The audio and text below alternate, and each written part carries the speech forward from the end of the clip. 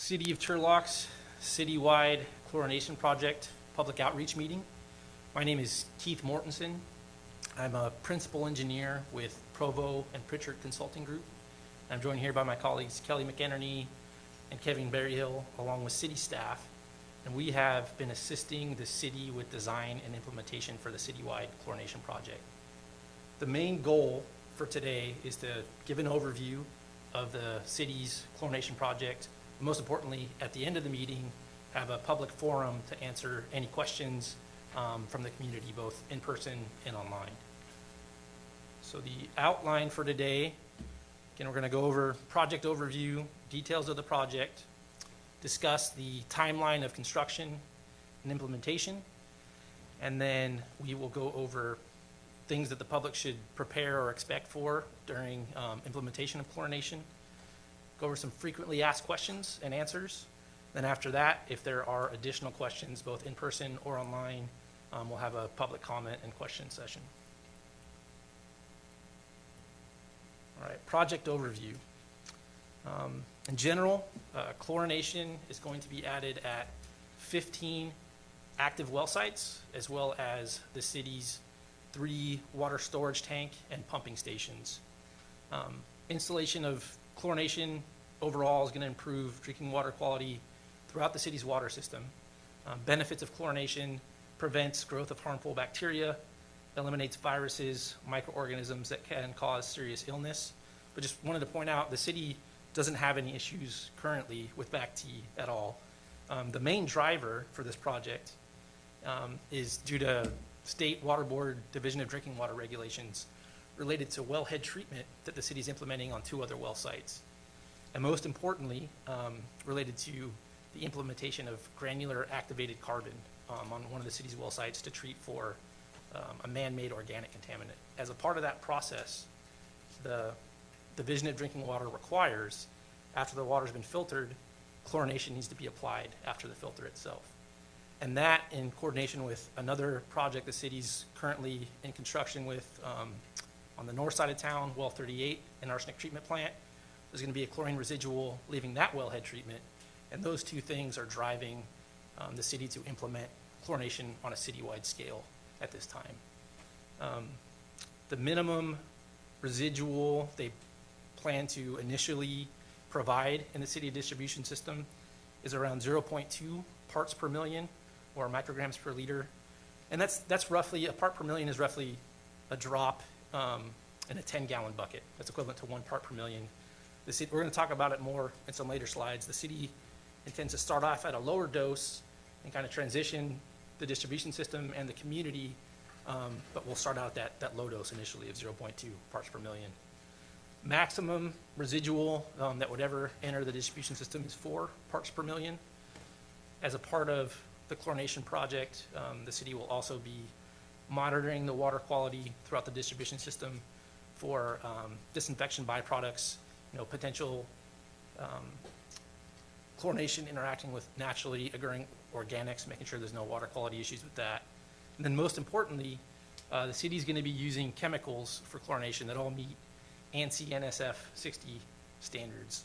And this ANSI NSF 60 standard is a national standard for drinking water treatment chemicals, national standard that ensures the quality and safety for any chemicals being used in the water treatment process.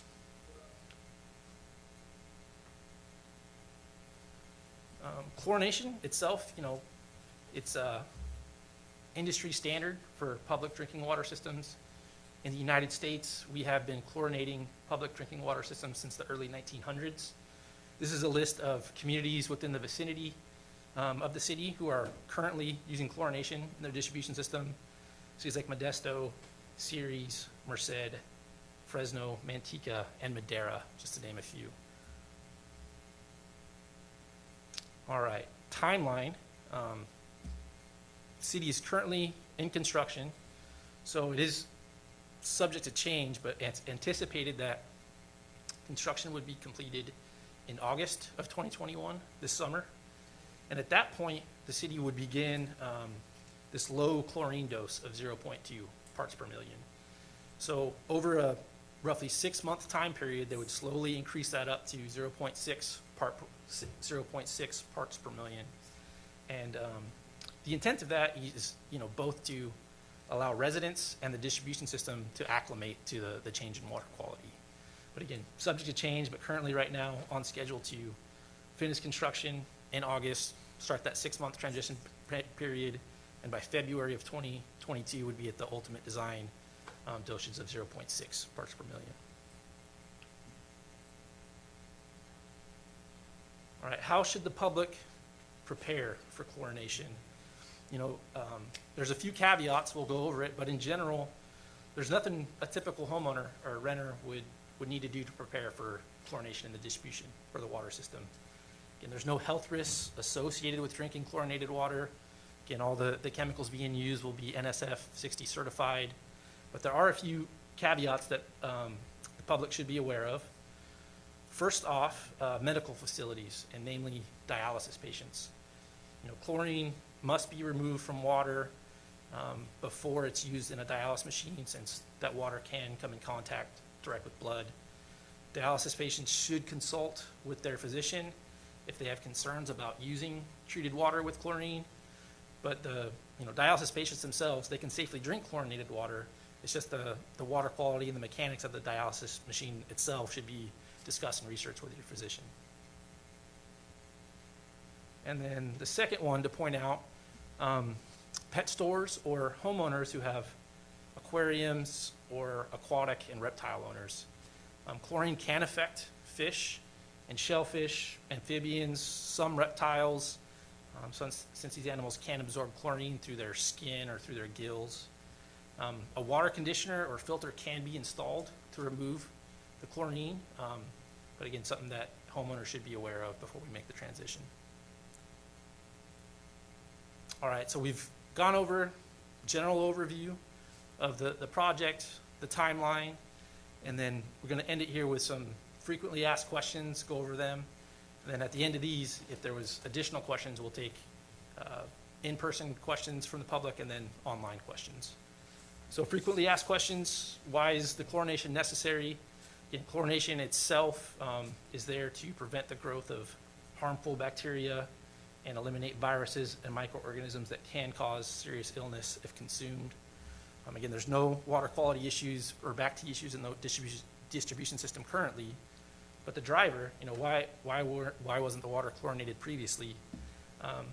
Previously, the city relied entirely on untreated groundwater, which did not require chlorination.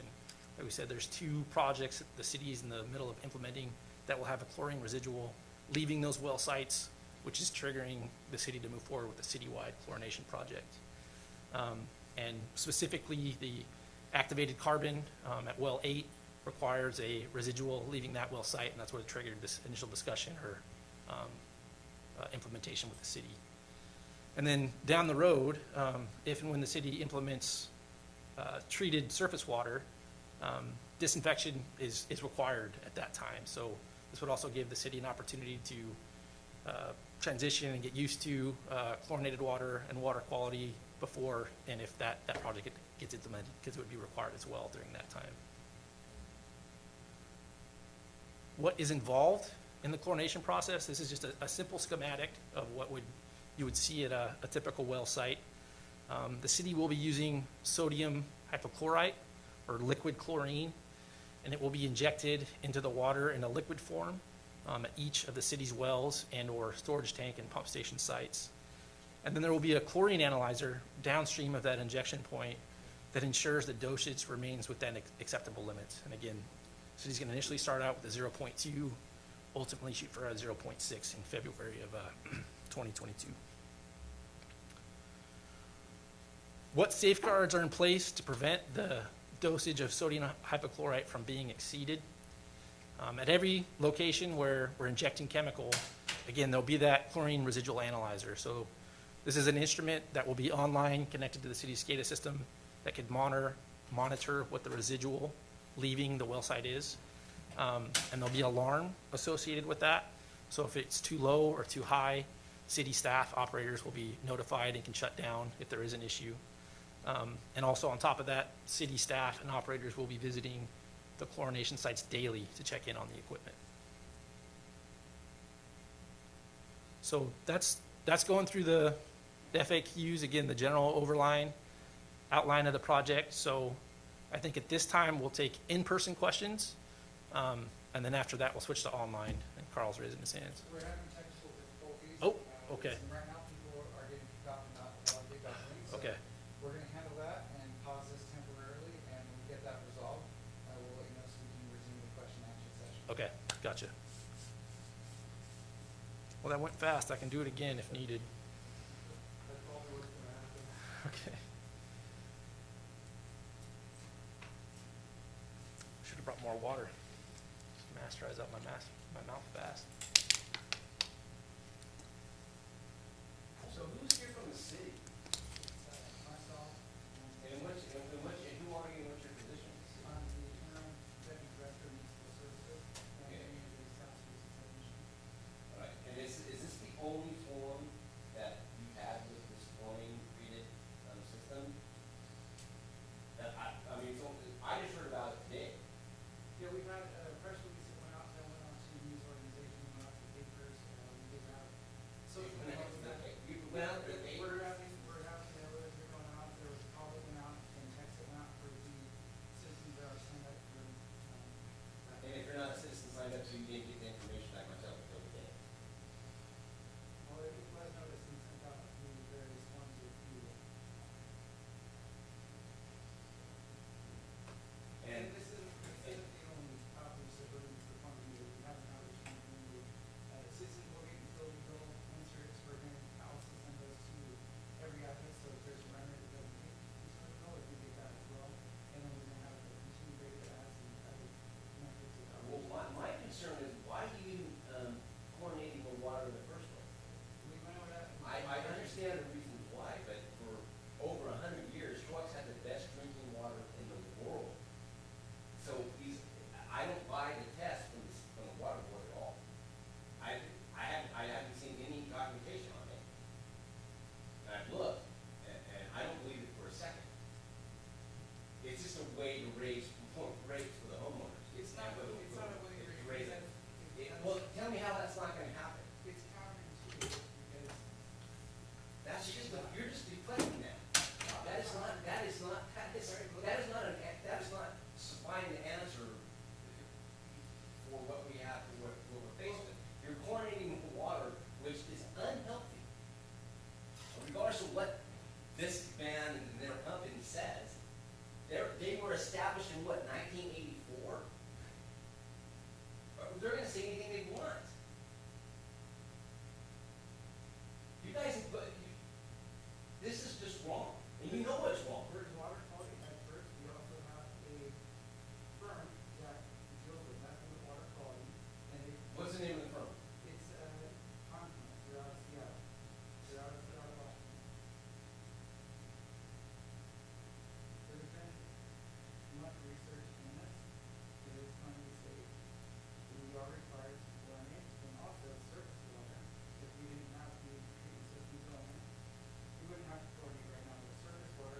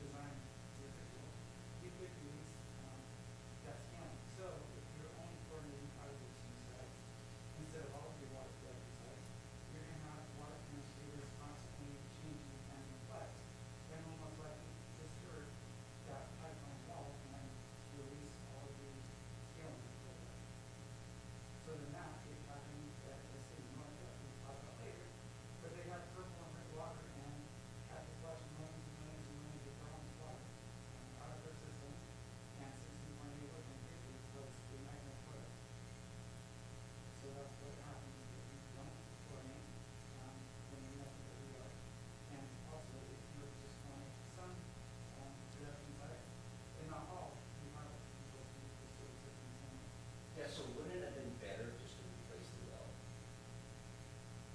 It's not better to replace the well because the state will have to grant you, permitting to replace the well. And right now, they're not going to do that because the Turlock subdivision is priority and everything overdrafted. So they don't want you to find more wells in the ground, they want you to fix the wells in the ground. But you're fixing it by endangering the public, by chlorinating water. The chlorinated water is being used in public. It was designed to be out, and the lessons that we're learning on doesn't put it into drinking water. I don't buy that for a second. Okay, so if that were true, the state wouldn't mandate that, not only does the city break You can't trust the state of California. Come on. Well, if you're not satisfied with the presentation, questions and answers, I'm more than happy to have a conversation with you. Well, that won't do anything. I mean, will you be able to do anything? Will it stop it? It's absolutely not going to happen.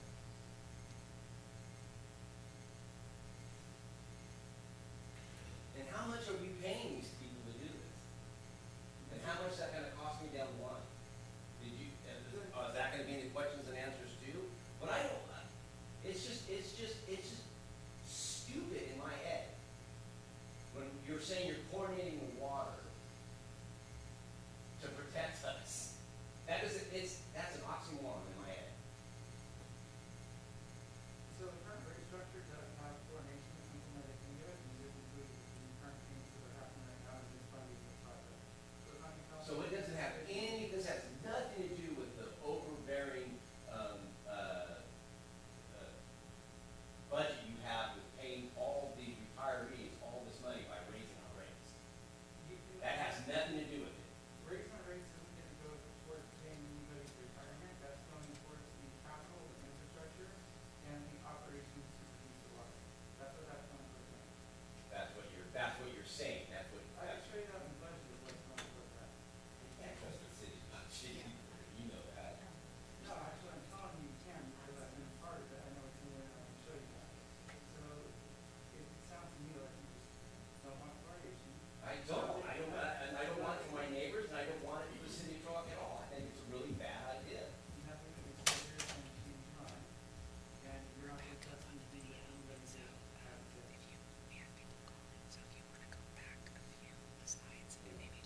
I just can't believe that this is the only form we Okay. have. So maybe just the last FAQ, public comment section. Okay.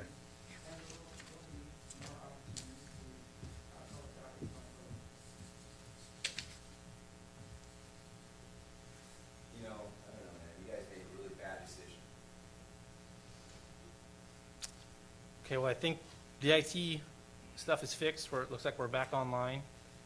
So, again, we've gone over the FAQs, the last couple of slides, and it was the same that was released recently. So at this time, again, we'll take public comments first in person, and then online after that. So was there any additional public comments or questions for folks attending in person? Yes, sir. I'm wondering how long it's gonna be before they take water from the Stanislaus River to supplement the water system? Yeah, the surface water project, I don't have an exact timeline on that. I think it's still a few years out, I believe. There's still Yeah, again, I'm just roughing it there, again, but that wasn't the driver for this implementation or for this piece of the project. So that's gonna require chlorination. that'll require it as well, yeah. And that, by that time, the city will already have gone through startup logistics and established equilibrium, and should be good to go by the time the surface water treatment plant is online. I got a Yes, sir. question. Yeah. How much of this could have been averted if California to a good smart 40 years ago, and it's gonna come to realization soon, if they built desalination plants in LA, down south, and along the coast, the Bay Area, instead of shipping our water all over to the neighbors. How much of this could have been averted if we had desalination plants and not had to supply water to everybody? Yeah, I'm not sure. That's a really good question. And it's gonna happen soon.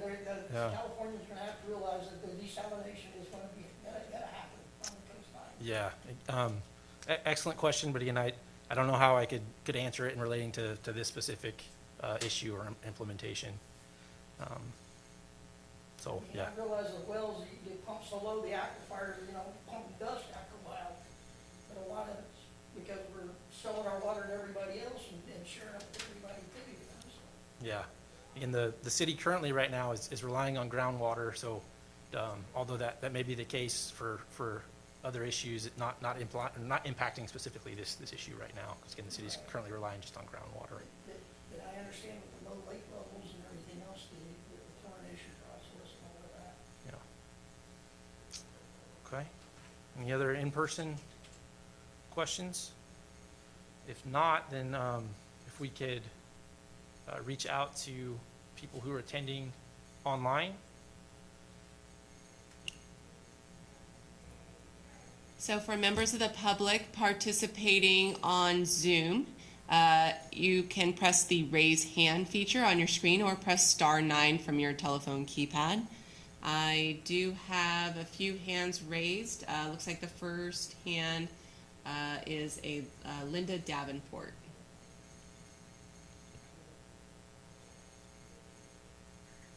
So I'd like to know what is going on with the amount of uranium that has been found in some of the water, as well as some other toxins. How will the implementation of chlorinating the water, how is this going to get rid of those toxins? Yeah, so if, to my knowledge, I don't think the city's treating any wells for uranium currently. The disinfection of the well would not remedy any issues with that. But again, if a well was over the level or the maximum contaminant level on uranium, the city wouldn't be using it in the distribution system. So the chlorination. They are using it, not necessarily in the city, but right around Houston. Okay.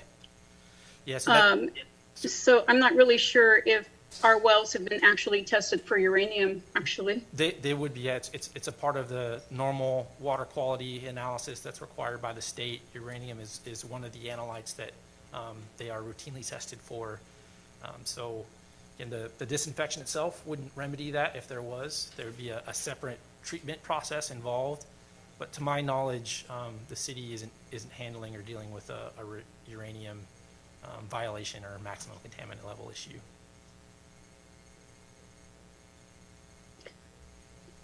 Thank you. Okay, looks like the next hand raised is Chris Ditmore.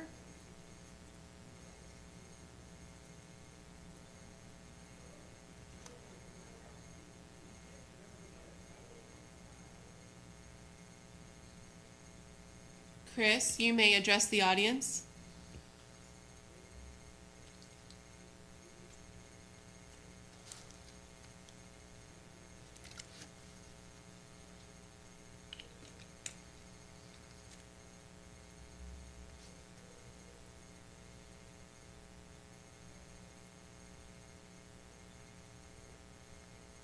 Lose him.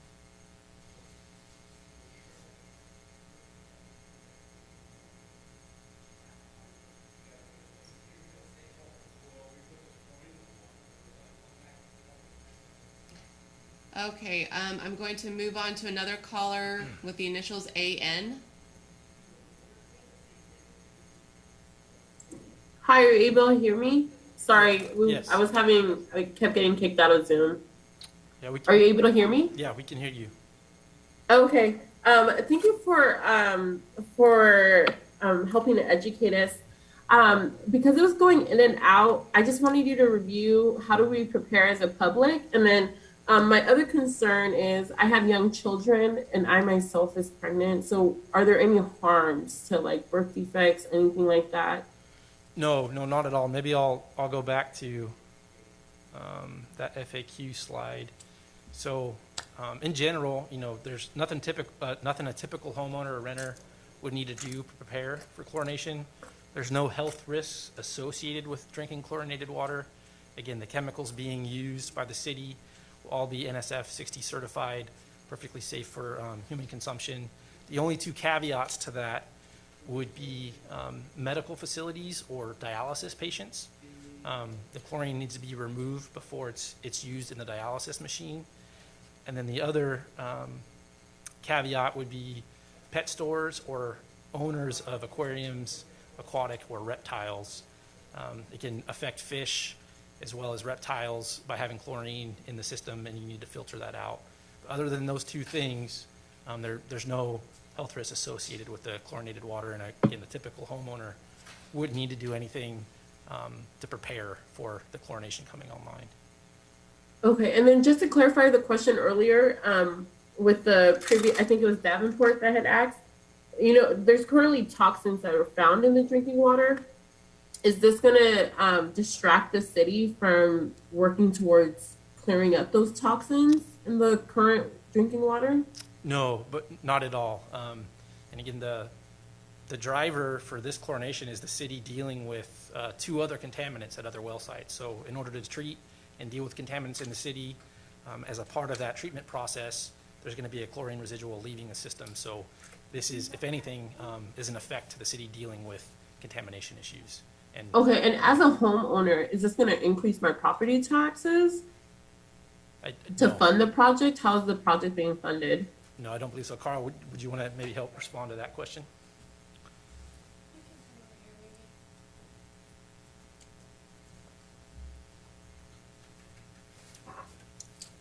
Hello, my name is Karl Brown. I'm with City of Turlock Municipal Services.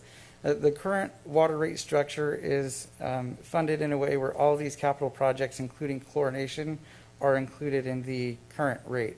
So it's not going to cost anything in addition to what you're already paying, and there's not going to be any increase associated with chlorination. Does that answer Thank your questions? Thank you, I appreciate it. Thank you.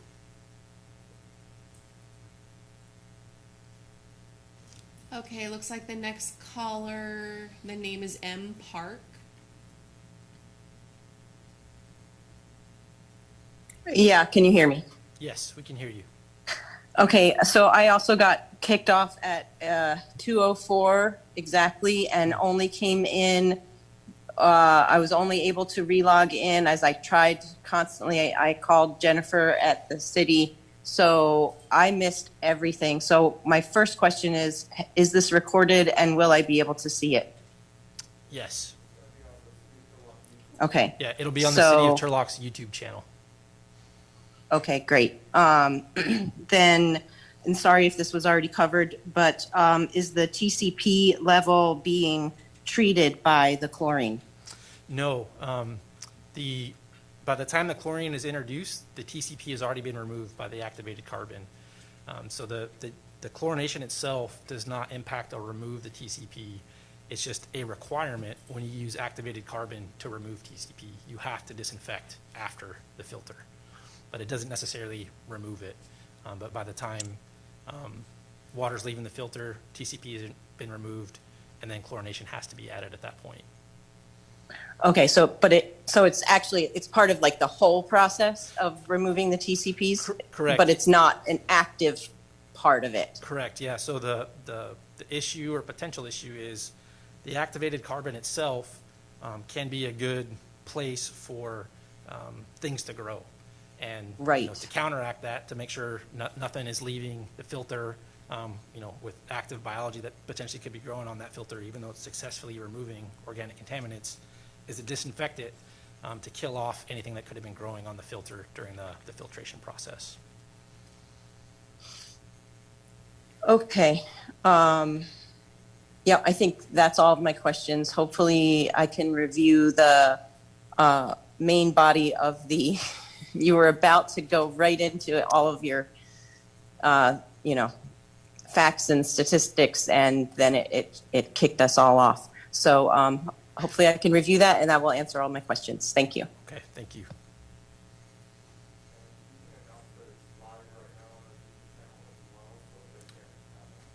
You can reverse. Okay, yeah. So I'm being told it's live on the YouTube channel right now. So if you go on there, you should be able to rewind to the City of Turlock YouTube channel. You should be able to rewind if you were kicked off at any point to pick up what you missed. Okay, looks like the next caller with the hand raised is the name is Eva Klinger.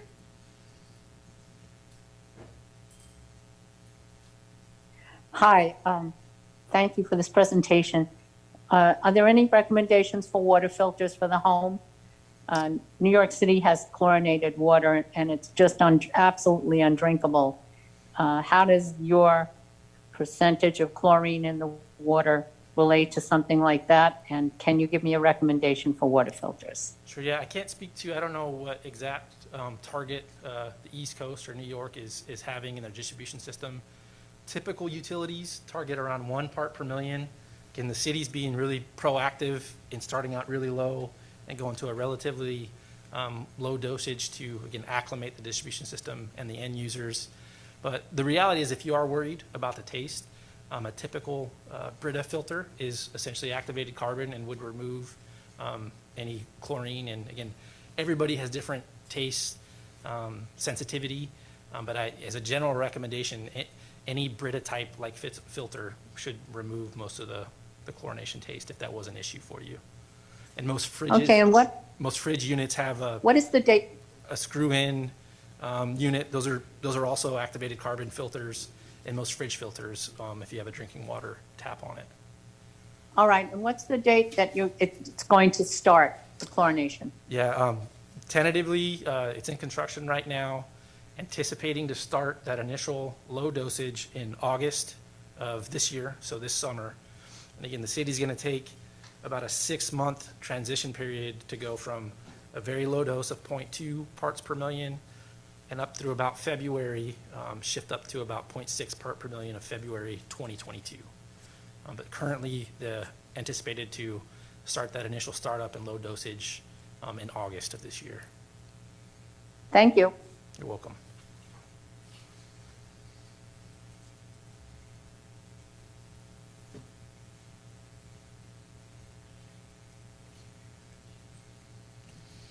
Perhaps another question from caller AN. Hi, by the way, my name is Anna. Sorry. My other question is, with the water, is this the same water that we use for agriculture? You know, so my concern is how does it impact like the fruits, the vegetables that we buy local? Is there any harm there? No, the city's distribution system is primarily for public consumption and some industrial use. Agricultural users are not held to the same standard of water quality. You know, if it's not human consumption, they are more concerned about implications to affecting the crop and the water quality, but they're not regulated like how the city's drinking water system is. So again, the chlorination of this water for the city is water for public consumption and wouldn't impact agricultural users because they're on their own set of regulations and held to different standards. Okay, and then I have another question. When you say 0.2 and 0.6, when I was doing a little bit of research on it, when I got the alert last night, it was saying it would be 4 milligrams per 1 liter. What's the equivalence to that when you say 0.2? Yeah, so that's the absolute maximum. So the city would never intend to dose that high or any higher than that. Okay. So 4.0 would be the absolute maximum, but the city is going to be really proactive in the initial startup to do a really low dose, and it would be 0.2 or 0.6, so a fraction of what that maximum possible was. Okay. And then what was your comment about the filter again? So, do you recommend that to install an in-home filter system? No, definitely not. It's just if there are, everybody has different, levels of taste and sensitivities. But the general question was, what could you do to remove that taste if it was an issue for you? And just commented that activated carbon or a general Brita filter would definitely remove the chlorine taste. And most typical fridges, they have a screw filter inside of them for if you're getting cold water out of the fridge. That itself is activated carbon as well. So any activated carbon unit, typical Brita type style, I'm not recommending only Brita, but that again general type of activated carbon filter would remove the chlorine taste if it was an issue for you. Okay, thank you so much. Yeah.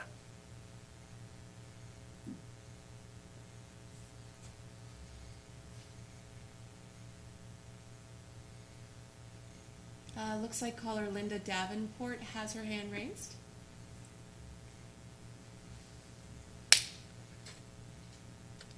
Can you hear me? Yes. Thank you. So I wondered if you've done any studies on the risk factors with using the chlorinated water. Also, I'm concerned about patients on dialysis. So what happens to them? And also, what about the fish tanks? I'm sorry, but I had lost the video as well. Yeah. So I'm very, very concerned about the risk factors of chlorinated water, and that would include bladder cancers, colon cancers. And do you have any numbers regarding that or any studies regarding that? Yeah, so we didn't present any studies, but it was in part of our FAQ section. So again, in general, there's no general health risks associated with drinking chlorinated water, with exceptions to medical facilities and dialysis patients. So chlorine needs to be removed before it's used in dialysis. To my knowledge, it's not harmful for a dialysis patient to consume chlorinated water, but again, just the dialysis system itself, the chlorine needs to be removed. So, definitely consult with your physician if there's concern with using treated water or chlorine. Then we also had a slide on pet stores, aquariums, aquatic and reptile owners. Definitely, yeah, chlorine can affect fish and reptiles and would need to be filtered out if you had that in your home. Does that answer your questions? Yeah, I'm just not really sure what your medical references were or your risk factors. Is there a state quality control or control for the actual health risk involved using chlorinated water? I mean, I'm not sure what kind of process you go through to determine that it's safe. Yeah, well, the city itself is regulated by the state water division, or State Water Board Division of Drinking Water. The state regulates the minimum and maximum amount of chlorine that can be introduced to the system. So that may be what you're looking for, who ultimately determines it. But it's, again, NSF 60 certified chemicals, and it would be permitted through the Division of Drinking Water through the state. The city would go through that process, and the ultimate regulator for compliance and operation would be the state overseeing via the Division of Drinking Water. Okay, thank you.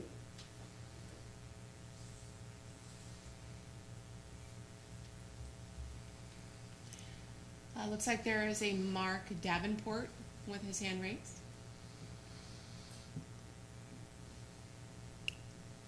Am I muted? No, we can hear you, Mark.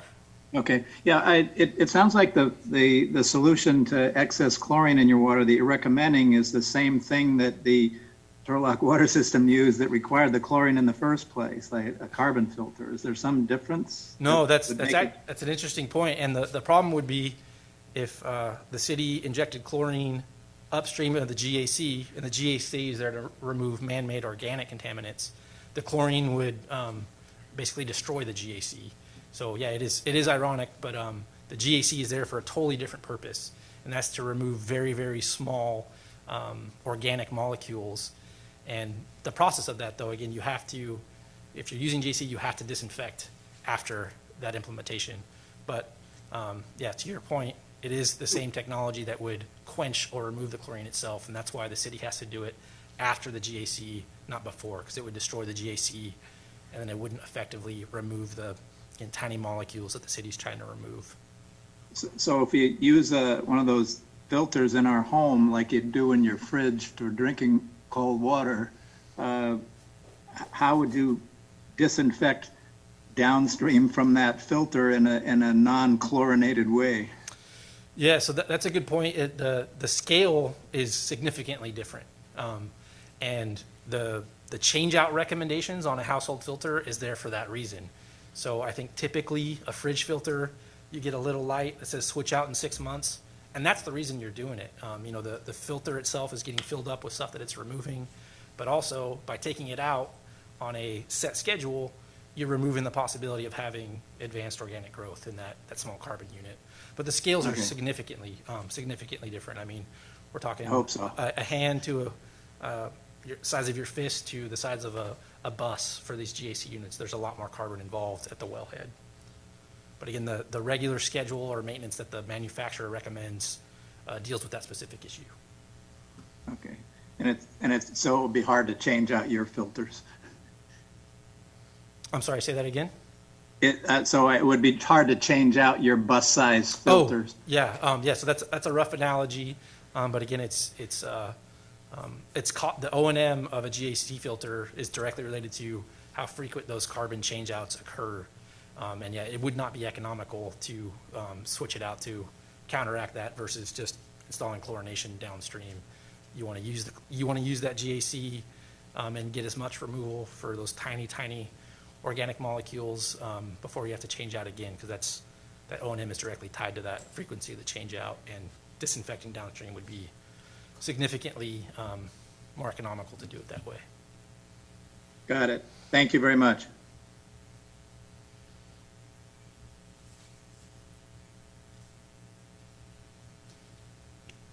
Are there any other callers on the line who would like to ask questions or make comments?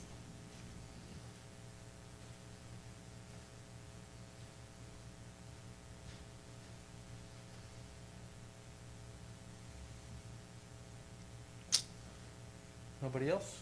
Okay. Nope, I don't have anybody else with their hands raised. All right, well, thank you everyone for attending. The city's going to continue to provide up-to-date information on the city's website, as well as social media platforms.